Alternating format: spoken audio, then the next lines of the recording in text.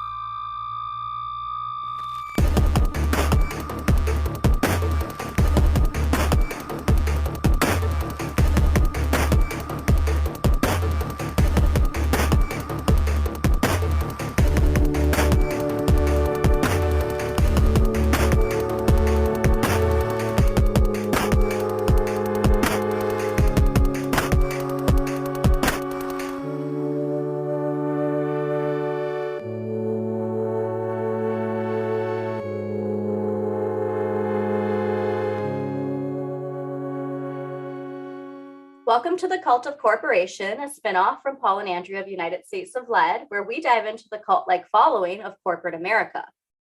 As some of you might know, I, Andrea, live in Wisconsin, and after seeing clips from the most recent debate between Mandela Barnes and Ron Johnson for the Wisconsin Senate race, I felt it was time to take a look at good old Ron, because he's one of the people I've noticed that when I talk to people about him, you don't really seem to know a lot about his background.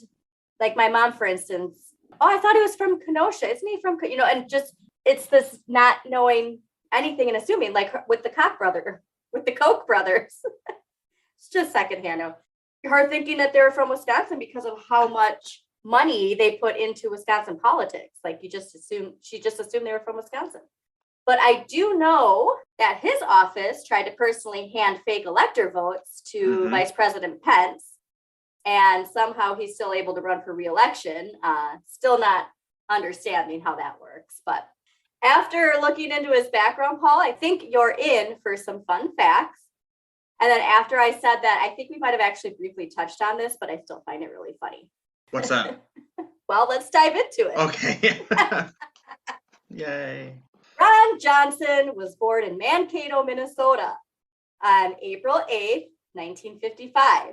Ron's father, Dale, was treasurer for Mankato Brewing Company, and his mother, Jeanette, worked for Life Touch, which we know is the absolute monopoly of school photos. Ruby just had her first professional school photos done, and I saw Life Touch, and I was just like, damn, the market that they have on that is atrocious. Raking in that cash. That's a lot of photos that I know they have backed up. Yeah, it's kind of creepy if you think about it.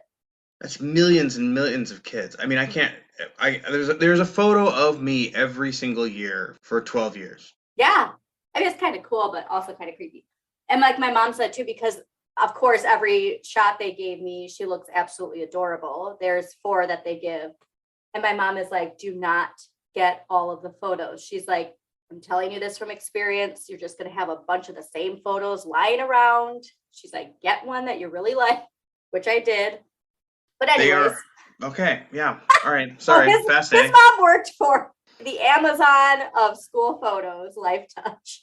And Ron attended Edina High School. Wow. So that says a lot. Again, most people, including people who vote for him, think he's from Wisconsin. It's not like he, spent his first few years in Minnesota. He was born and raised there and went to the University of Minnesota, just like us, in 1977. Not that we went in 1977, but right. But went to the same college as us. And he got a degree in business and accounting. But biggest takeaway is he did not grow up here. Okay, so a couple questions. Yeah. One is, if his dad was working in Mankato, did he commute there? You can't drive that, especially back then. God, no, that's like an hour, right? It's longer. Yeah, I remember going to Mankato for a concert, and I mean, I know it was over an hour, but as with so many of these people, little information. So it took me like 6 different website spinoffs to find just where his dad worked. Okay. So maybe they moved to Edina when Jeanette got a job at Life Touch. I'm not sure, because Life Touch is in the suburbs. So that I imagine they're in a larger metro area than Mankato. Do you remember when Amanda and I won the script writing contest for Halloween? Yeah. And we actually, the interviews and table read was at Life Touch at their headquarters. It's absolutely absurd, but it took like maybe 20, 30 minutes to get there. So a little bitter about that. You ghost girl? Was that? Is that the? Sorry, but that was a really good concept, and I really think that Adult Swim, even though they just fired a bunch of people or like did layoffs because they can't afford to make content, they should still really pick up Halloween, because it is. I personally think. Oh no! Was it Boo Girl? It was Hey Girl, Boo Girl. That's right. What you came up with is brilliant, and that is the new tagline, and I'm going to text Amanda. But yeah, so we did that table read, and what peeved me the most, this has nothing to do with Ron Jess, but what peeved me the most is that they said it was with professional actors, and that 20th Century Fox would be reading it, and it was not all it was cracked up to be, but still a fun experience. We have a recording of the table read. The guy who wrote for Laverne and Shirley said we should be in Hollywood, but didn't want to actually, help us with that. So even though that was part of the supposed deal. But yeah, seriously though, Halloween should be made right now, especially with Halloween coming up.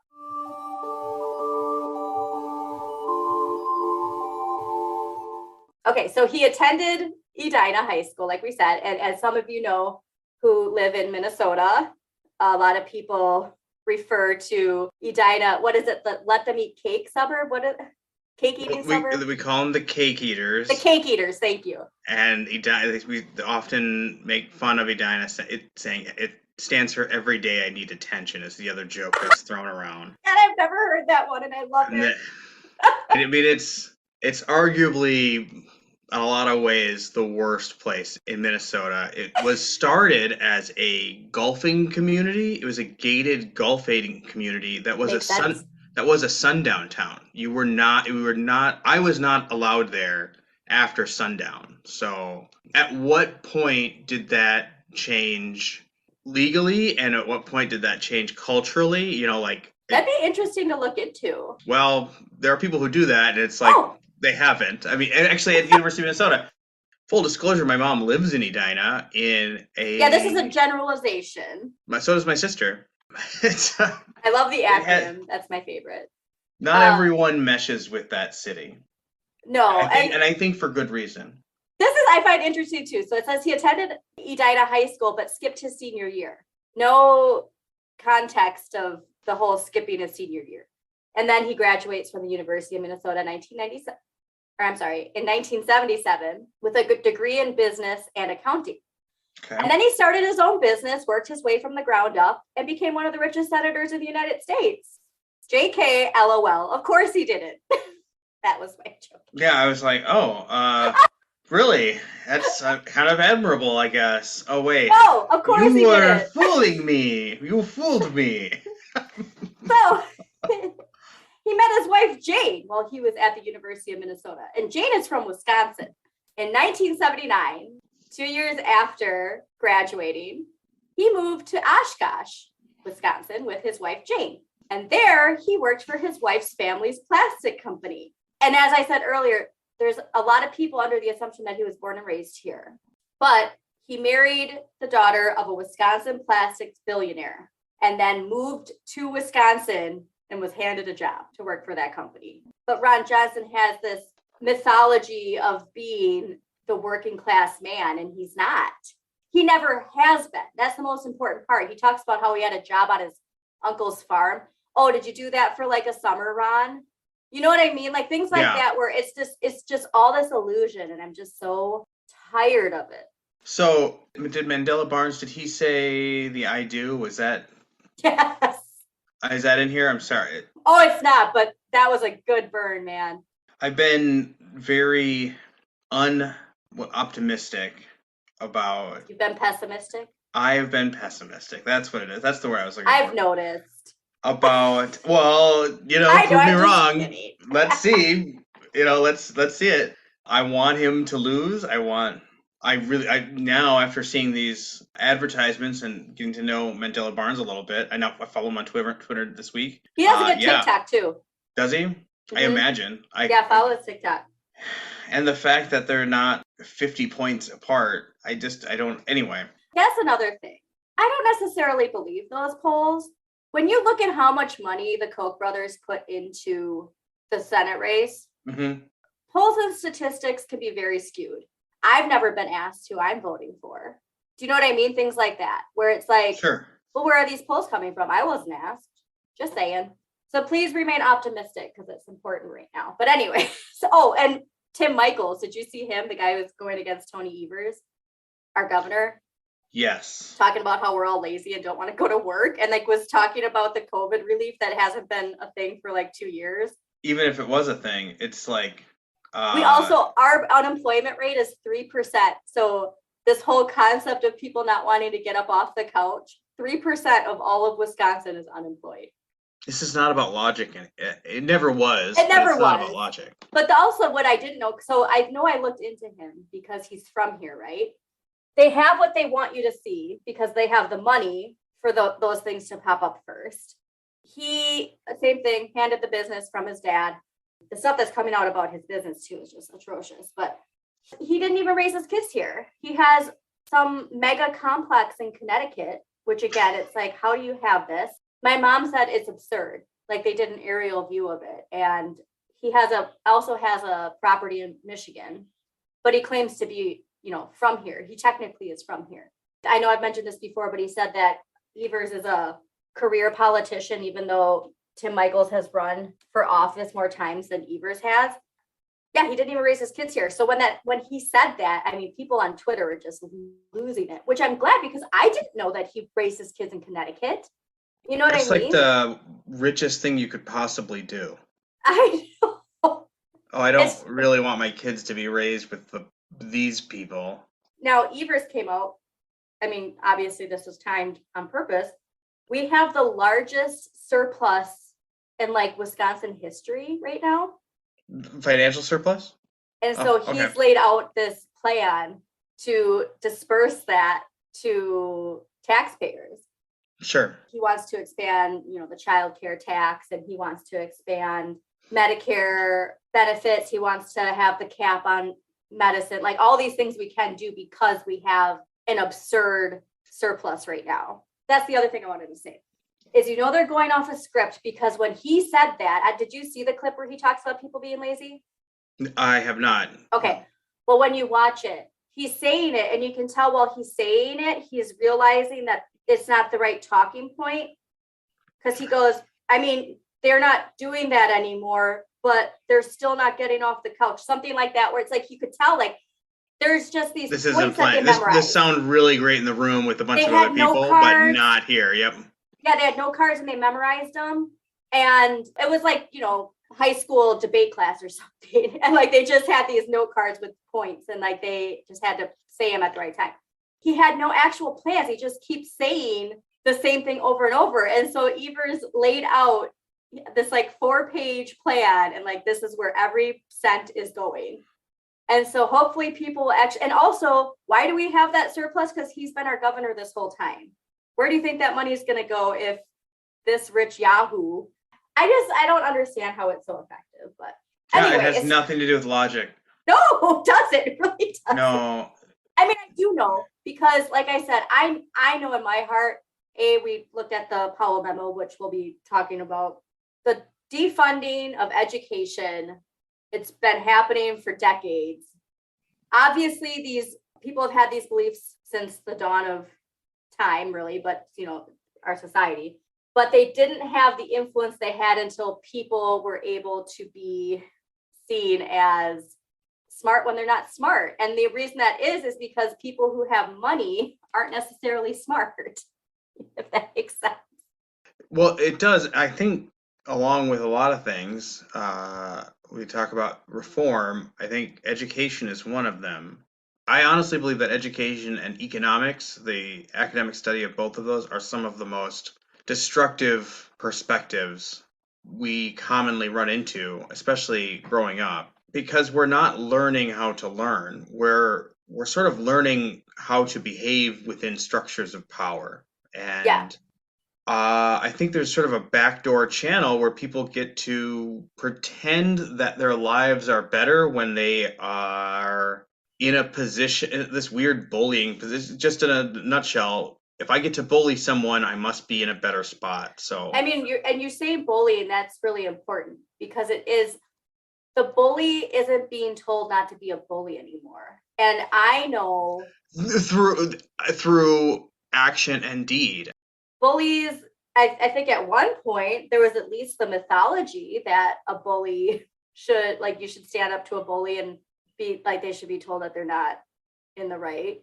Well, I'm not a parent, but I mean, when I think about the central activity of a growing mind, attending school, like that's Mm-hmm. the big, that's the thing that this brain is judging time, the passage of time, different relationships. It's how you know who you are and who likes you and who validates most of the things that you're doing or doesn't validate it. To spend this time in this space in a building where you're being told some things are important and then see how unimportant they actually are, and you're Yeah. being told this is how you behave, but then seeing that you can actually do other things and get more out of that. Mm-hmm. And then also, teachers aren't really allowed to instruct individual students, and they're also not given this actual authority to meet their students where they're at. So Yeah.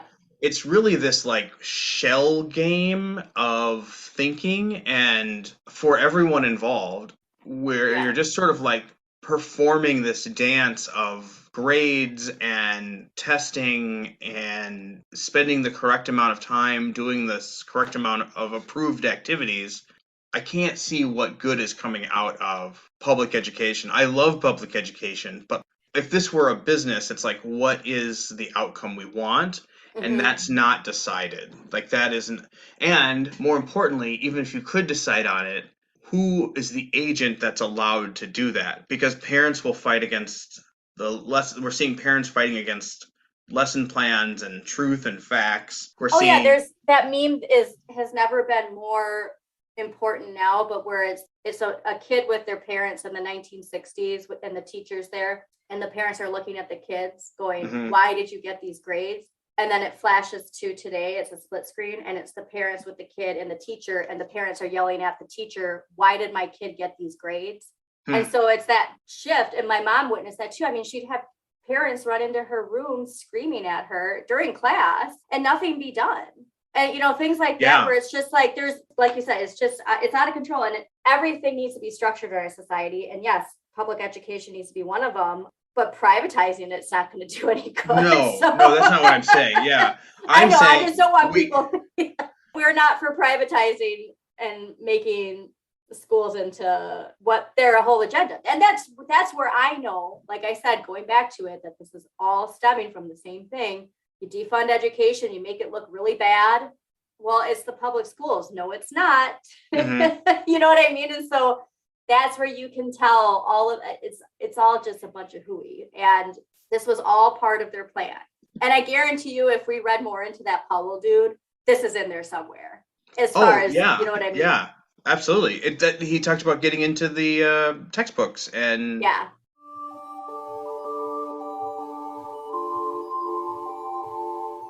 So back to Ron. So right. Okay. So he graduates. He meets this, love of his life, this billionaire's daughter, and moves to Oshkosh. And this is where the family plastics company, their headquarters is. So Johnson's father-in-law, let's talk about him for a second. His name's Howard Curler. And I love when I searched him, all that kept on popping up was people who do curling. Like awesome. people named Howard who are curlers, which I also find strange that like Googling Howard Curler, like all of his information doesn't just pop up. But anyways, Howard Curler, quote, revolutionized cheese packaging. So you know that he was a big deal here. And he did that with their shrink wrap. So this shrink wrap innovation made him and his business partner extremely rich. And the company was called Kerwood, which I actually think is kind of cute because they could actually combine their two names as, business partners. I actually think that's kind of cute. They then expanded their company shrink wrapping packaging to include coffee, candy, liquid products, personal care, medical products, and the list just keeps going and going and going. So their business just snowballed, and they have manufacturing plants and sales offices located all across the US, Canada, Europe, and South America. So they're big. In 1977, this is the year that Ron graduated. I'm assuming his wife graduated the same year as him. I'm not really sure, but Howard Curler set up his son, Patrick, with his own business, and that was PACCOR, which stands for Patrick Curler. And so he built this business for his son, and their only customer was Kerwood. It's dad's business. So not really a business, really, per se. But I want to go back quickly because, like I said, Ron graduated in 1997. He apparently continued his studies at the U. It doesn't say for how long, because he didn't actually end up getting a master's degree. But something tells me that in 1977, when Howard set up this company for Patrick, that kind of made him realize that he doesn't actually have to pursue any more schooling. So again, Ron Johnson joined this company in 1979, and he worked for Patrick, and their only customer was his father's company. So in the mid-1980s, Pat Curler left the business that was named for him. Okay. I'm not sure why, but then that's when Johnson became CEO. Of Packer. Yes, which again, their only customer. Yep. It's like a shell company. So in 1987, the Curler family sold Packer. I don't even know how to say it. Paycor. I don't know. Who cares? Terrible name. Other one was great. To Bowater Industries for $18 million. And Johnson remained the company's CEO. In 1997, Johnson purchased Packer from Bowater, and he remained the CEO until he was elected in the Senate in 2010. So he sold it to them and then he bought it back? Well, the family sold it, and then he bought it back, apparently. Okay. I know. So, though, I would like to know why Pat Curler left the company when he did. Yeah, there's a lot of Especially questions. when it's named after him. So regardless, though, Johnson was corporate CEO by the late 80s, not by working his way from the ground up and starting his own business, but as Mandela Barnes said, the most important words or whatever that he ever said were "I do."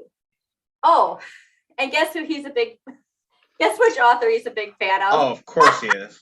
I do need to get a wall of just her at the top and then just like trickle down. Ayn Rand, of course. All right, so his love for Rand was very publicized in 2013. Quote, the usually media-shy U.S. senator, media-shy because he knows he's a charlatan, decided to give a lengthy interview to the Atlas Society, a group whose job is to keep the flame of Ayn Rand alive. Oh, it's alive and well. I didn't even know, though, that there was, I knew that they had, their thing, but that they actually have conventions. It's like Comic-Con. Of course they do, because it's all about individuality and individual growth and being the strongest individual you can. So let's get together. We'll make this group. We'll share ideas and resources, and we'll get other people to join. Brilliant. So Mary Batari, who writes this article, wrote, quote, when asked by the interviewer, what do you see as the differences between your ideas and the ideas of Ayn Rand? Johnson replied, quote, I'm not sure there are too many differences, end quote. And this author writes, where to begin? Well, Rand was an atheist who supported abortion rights so much that she refused to support Ronald Reagan in 1980, denouncing him, quote, for taking us back to the Middle Ages, and, quote, the God family tradition swamp, end quote. So I know I've mentioned before how Jesus is the mascot and not the coach. Mm-hmm. Well, it seems like that's the same with Rand, and I'd like to look into her more because that's very interesting. She really does seem more like the mascot at this point because if she's believing in that, what do you think she'd be saying right now about their agenda? and using her, touting her as their go-to for their ideology. Yeah, well, they were using her when she was alive. I mean, I know. That's the other thing I can't pop up. But this other one is a screenshot of Ron Johnson and Ayn Rand. It's just the whole page. He's a big fan. Something else I found, though, too, is Paul Ryan, yeah. right from here. He was a big fan of hers and then came out around the same time saying that he can no longer align with her thinking because she was an atheist. So I thought that was kind of interesting. Anyways, bless you. Sorry, I'm allergic to Ayn Rand. It's okay. I hope the next time I bring her up, like, you're just going to sneeze before I say it. Yeah. Again, they all cite her, and I love it.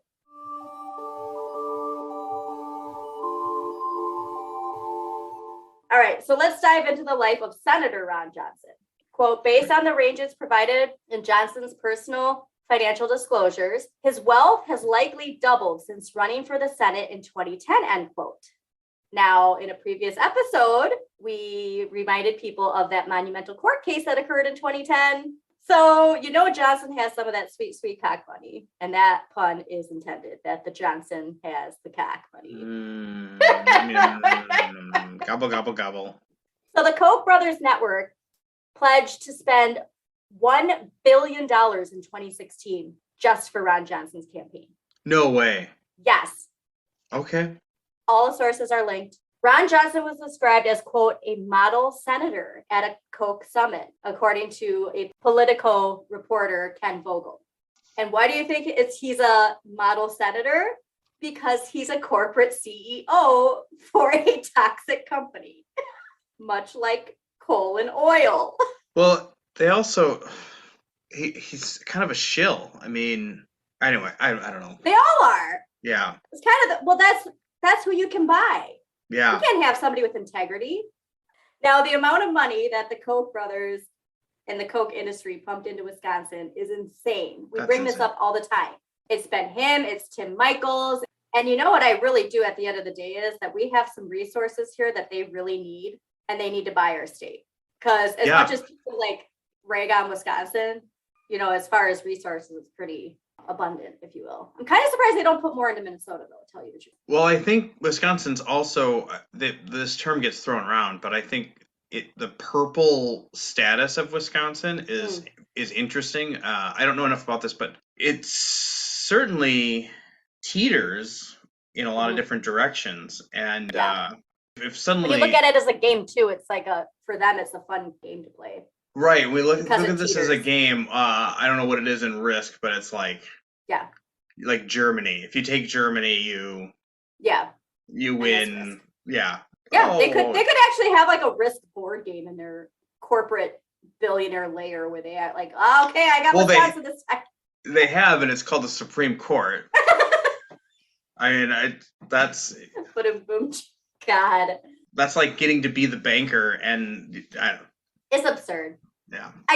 Honestly, the only focus, and this is what really peeves me, is the only focus we should be really happening from both sides. It's just all a distraction. Is no corporate influence in Washington, a salary cap, absolutely no lobbying money, and no stock trading. That's what our focus should be. Anyways, so it's clearly not working. Like clearly. Well, it's working. It's exactly. Who is this working for? It's working for some people. Exactly. Anyways, so Koch brothers pledged to spend almost $1 billion in 2016 for Ron Johnson's campaign. Okay. Now that's what they pledged. I don't know what they actually put into it, but there's also one of the links, Source Watch. They have like a whole breakdown. So if you really want to look into the logistics of it, you can. Now this is what I love. The Koch brothers loved Wisconsin so much that, quote, on June 3rd, 2016, Ron Johnson attended the grand opening of Americans for Prosperity field office in Oshkosh, Wisconsin, end quote. They put one of those, I can't even handle it. So maybe that's why my mom thinks they're from here, because they started building propaganda offices in Oshkosh. Quote, during his initial campaign, Johnson promised to place his assets in a blind trust to ensure that he would legislate in the public interest instead of padding his own bottom line. That did not happen, of course. Instead, he increased the value of his assets through official actions, such as leveraging his position in the Senate to lower taxes to pass through businesses like, surprise, PACOR in the 2017 tax bill. They all need to go to jail. Yeah. Johnson had made as much as $24.2 million from pass-through entities between 2009 to 2018, end quote. Yeah, why is that legal? And don't you just love how, like, it's so, that's the other thing too, is this notion of just being able to say whatever and not follow through. Yeah. No accountability. So that's something that, oh gosh, who was it? He's something Norton. He's British. Graham Norton. Yeah. He made a very good point because both sides keep talking about cancel culture. And he's like, we need to stop calling it cancel culture. It's accountability. Right. And that's what it's about. It's about accountability. The whole concept of accountability, it's just not there for certain people. I think that's what people are voting for. Yeah. The Democratic brand of fuck accountability has lost all of its power. It's like, oh yeah, we can just keep things going the way that they have been. That's lost all its power. You can't have record stock investments and profits. Yep. As the leader of Congress, as the third and second in line for the president of the United States, and you need to be held accountable. So that's not working anymore. But I think on the Republican side, on the fascist side, this is what people are voting for: is this ability to say, because they don't want to be held accountable either. The people who are voting for it, they don't want to be held accountable. They think that they're going to slide into the umbrella of unaccountability, which is what white is. That's what white supremacy is. Yeah, but they're snake oil salesmen. They're not going to. That's the thing that they're not getting, is the people who are duping them don't actually care about them. They're just a prop. Quote, shortly after the legislation passed, which again increased PACOR, what a stupid name. Well, no one was meant to actually say it out loud. I know. Stupid plastics business increased value. Johnson began seeking a buyer for his stake in the company. You're going to love this. Johnson finally sold his stock in PACOR on March 2nd, 2020, right before states locked down and markets began to sink due to COVID-19. Who did he sell it to? Okay. But, of course, right after he received a closed-door briefing of the virus's danger. Yeah.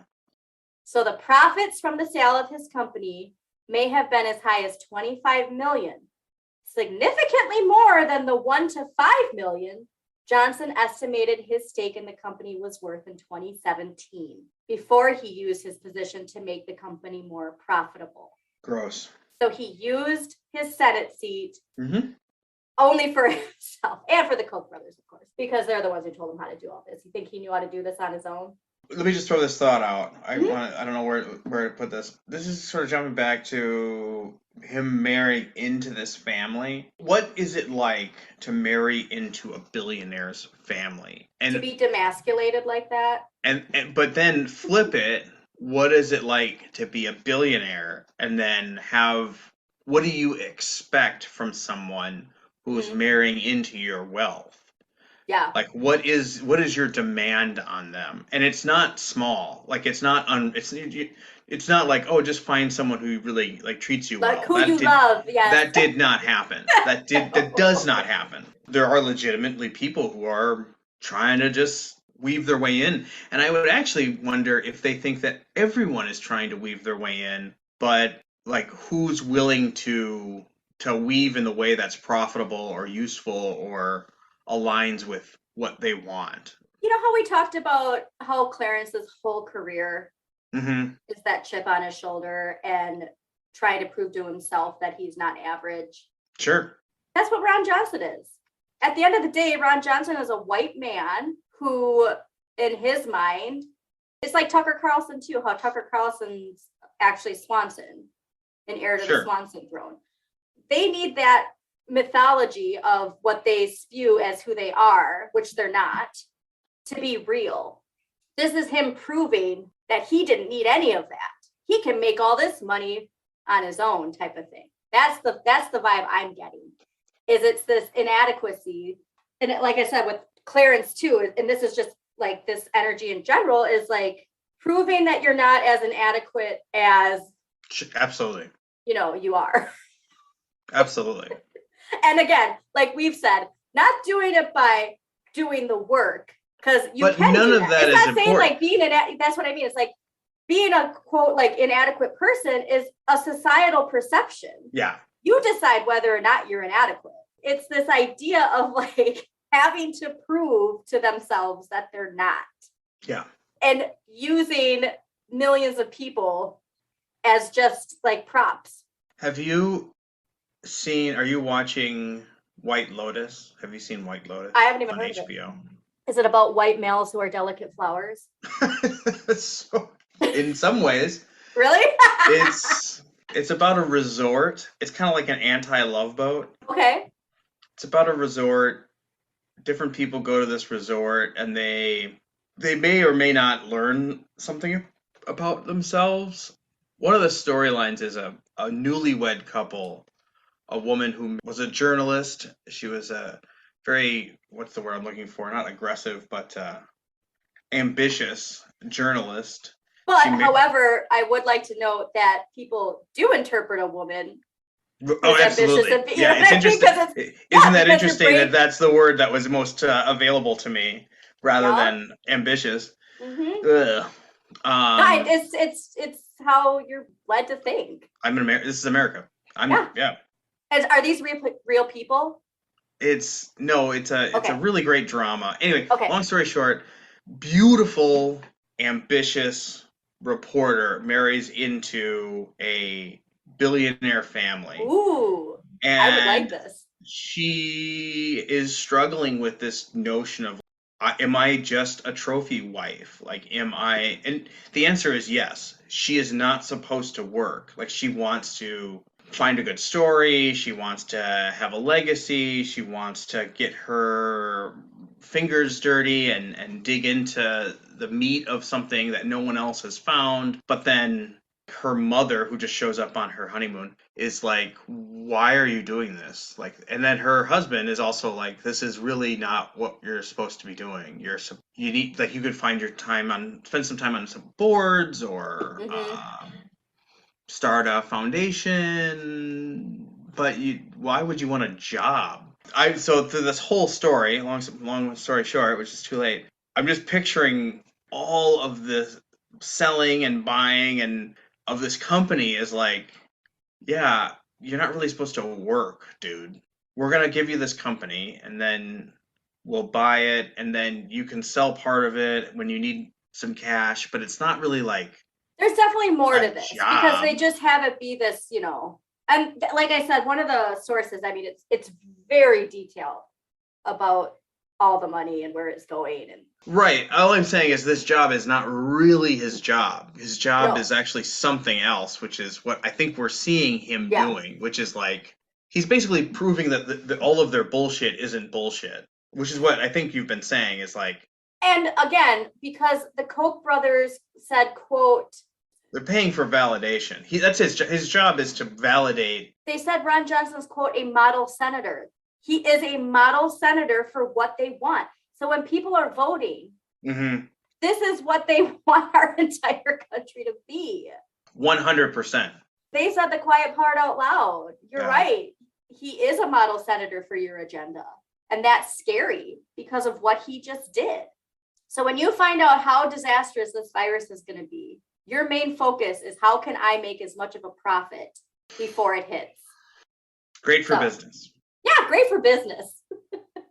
And let us not forget, too, Johnson's allegiance to Donald Trump and his links to Russian misinformation. So from the Milwaukee Journal Sentinel, quote, the FBI in August 2020, months before the election, warned Johnson that he could be a target for Russian disinformation.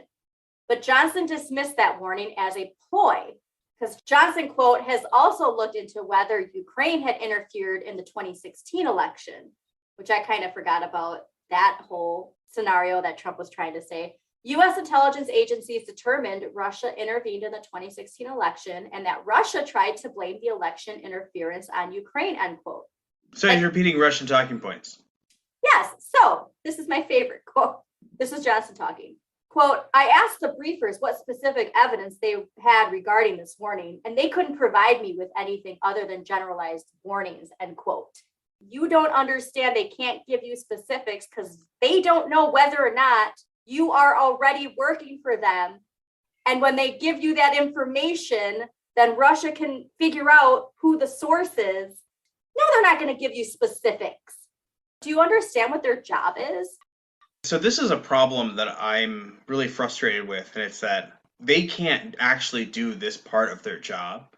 If I was an analyst and I behaved like that, if I was somehow connected to whatever and I'm sort of poking around and being like, oh, well, you think I might be a spy? That's so crazy. Can you tell me exactly why you think I'm a spy?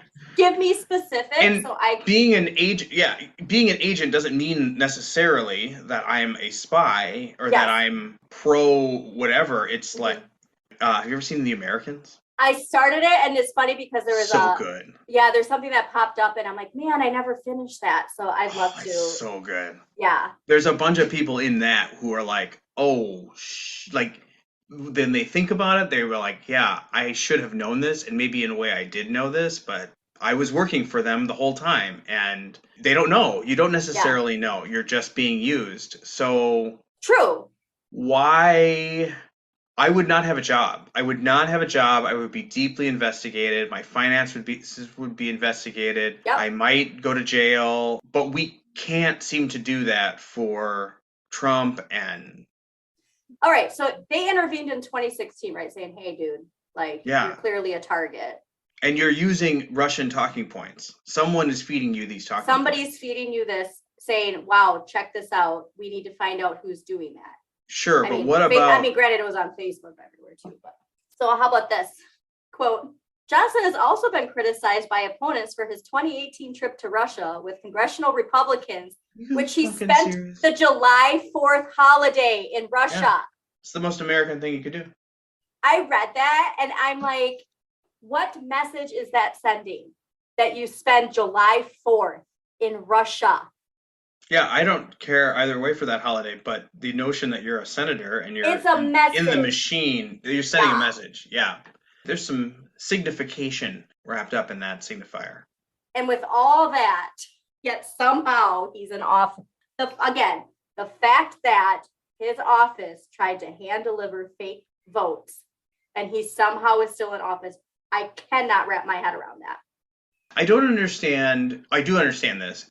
If this were really about a competition of, or the placement of effective leaders, he would just step down and the Republican Party would find one of the many competent, strong... There are competent Republicans. Like deeply visioned leaders, and they would back them. But they don't. They ram these individuals, because it's not because they're following the blueprint. Like we're going back to that Powell memo. At the end of the day, it's following a script. It's following a blueprint. And it's the same with these yahoos when they're saying these talking points that make no sense because they're just memorizing stuff. It's the same with this blueprint. They need to follow this because that's the model. And hence Johnson being a model senator. He is a model senator for their agenda. So for anyone listening in Wisconsin, for the love of God, vote for Mandela Barnes this November, please. And as he said in one of his campaign videos, we can't change Washington if we don't change the people we send there. And that's so true. So true. You were going to say something. What were you going to say? No, that I love it. I just love it.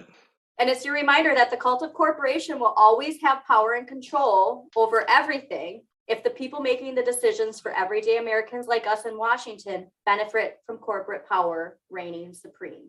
So please keep that in mind when you're voting, and for the love of God, vote. Thanks for tuning in to this week's episode. We will talk to you guys next week. Thanks, everybody. Thank you for tuning in to United States of Lead. hosted by Andrea Elizabeth and Paul Kramer. Just a quick disclaimer, Andrea and Paul are not experts in lead poisoning. We do ask that you check our sources and read up a little bit more on your own. Thanks again for listening.